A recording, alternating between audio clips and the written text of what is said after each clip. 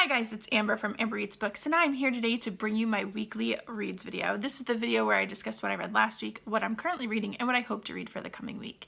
Now, this past reading week was not a stellar one for me. It just kind of felt like it was taking a while to get through the book that I was reading, and it wasn't the book's fault at all. It was me. I just was, as you guys have known from the last couple of weeks, just not in that mood. I just feeling kind of down, kind of like about just everything because of the weather.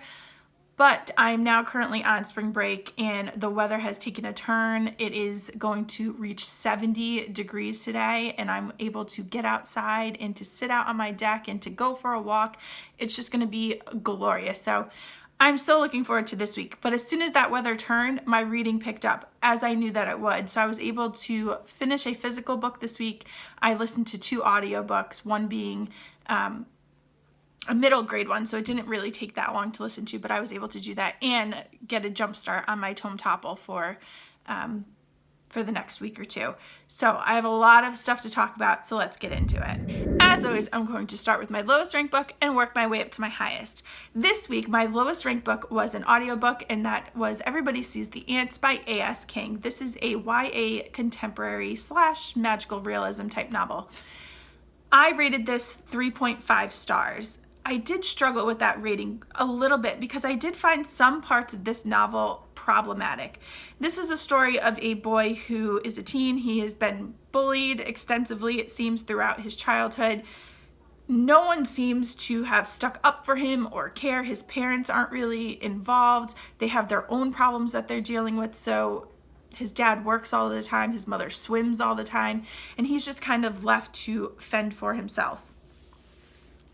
So this novel kind of goes over the course of, I guess, a couple of months in his life and how things sort of change for him and how his family works through these issues. Where the magical realism comes into play is he has a grandfather who went MIA during the Vietnam War.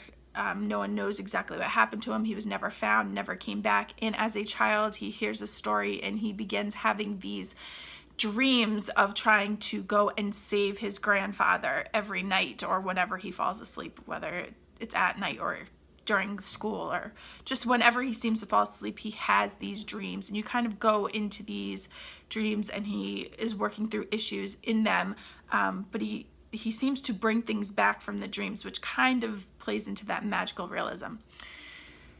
So overall, the story was very interesting, and I really could connect with some of the things that the main character was saying and going through.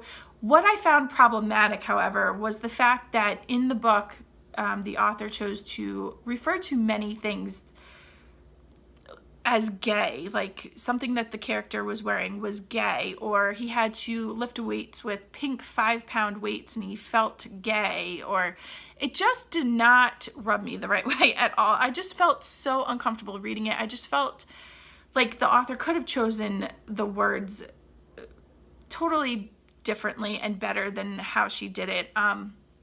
It just very much made me not want to continue reading it when I heard some of those things. But because I was so invested in the story and I could see the merit in there, I was like, I'm going to push through. One other problematic thing was there was an overweight character who was definitely struggling with some mental health issues, and there were passages where there was some fat shaming, and I really did not like that at all.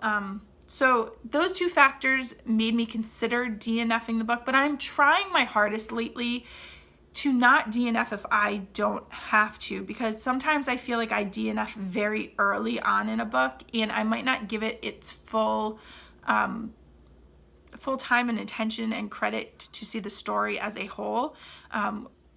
Because with this book, like I said, I found things very problematic with it, but overall, the rest of the story was very engaging and thought-provoking, and I felt for the main character quite a bit. So this is an example of one of those books that I'm glad I did not DNF, even though there were some larger problems that I did not like.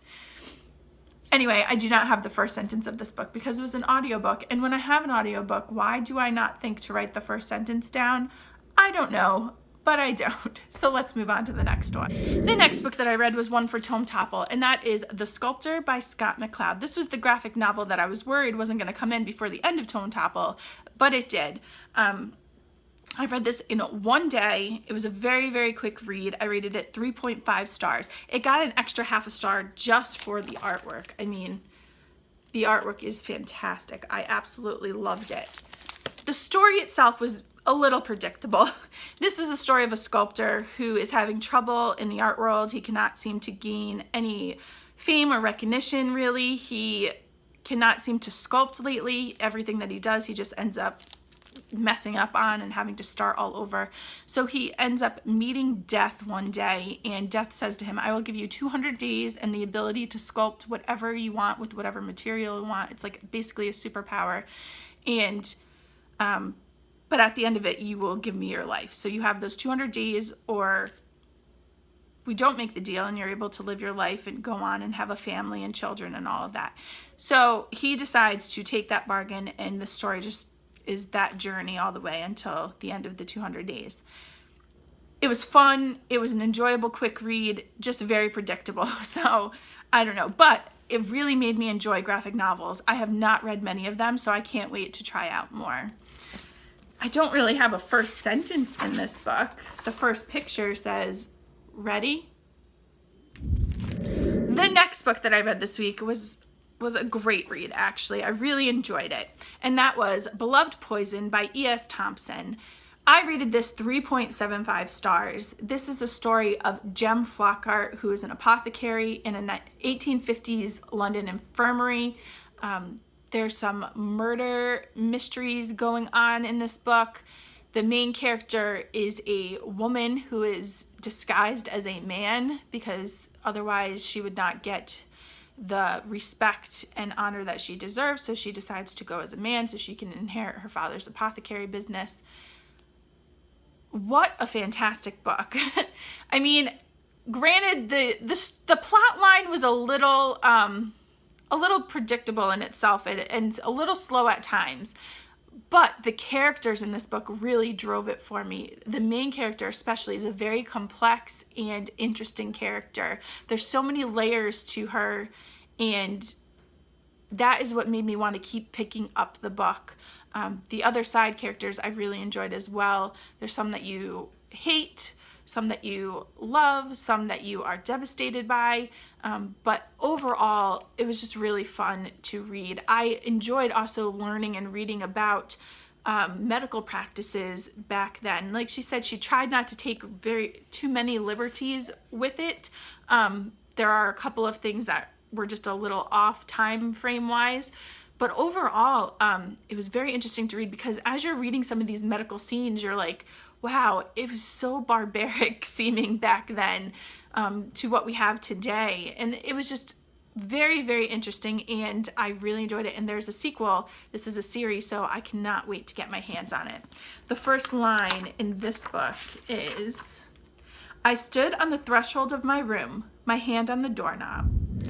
So now on to what I am currently reading. I am getting so into audiobooks lately. I've realized that I love to listen to either contemporary audiobooks or nonfiction like memoirs. So I've put a bunch of those on hold. I did also put on hold I think Dark Places by Gillian Flynn, so that may come in soon. But right now I am listening to Amy Poehler's Yes Please. I am loving this audiobook so far. She is narrating it and she is doing a fantastic job. I don't know what the physical book would actually be like, because as she's narrating this, she's talking like she's doing the audiobook. She has other guest actors and things coming in and saying a few lines here and there. Seth Meyers has done a chapter so far. It is a lot of fun. I don't know how the physical book would actually compare to it, but like I said, am loving this one so far. So I can't wait to listen to more of that. As for what I am reading for a physical book, I'm continuing on in Tome Topple, and I have started The Assassin's Apprentice by Robin Hobb. I am about 65 pages in, 64 pages in, I believe, and I love it so much so far. I just haven't had a chance to sit down and read more. I read this on Sunday. No, Saturday, excuse me. I read this on Saturday, and then yesterday was Sunday, and we kind of had a family day, so I did not get a lot of chance to sit down and read, so I really didn't read anything yesterday, but I'm hoping to read some more this afternoon while the weather is gorgeous and I can sit outside. So we will see how that goes, but so far I'm just loving being back in this world with Fitz. He is probably one of my favorite characters of the year so far. So that is everything I have to share with you guys today. What did you guys read this week? Anything that you found interesting or fun? Please leave those down in those comments below. You know I'm always looking for new books, even though I have so many on these shelves that I still need to read, but shh, I'm not going to talk about that. Anyway, I hope you guys have a great week and happy reading.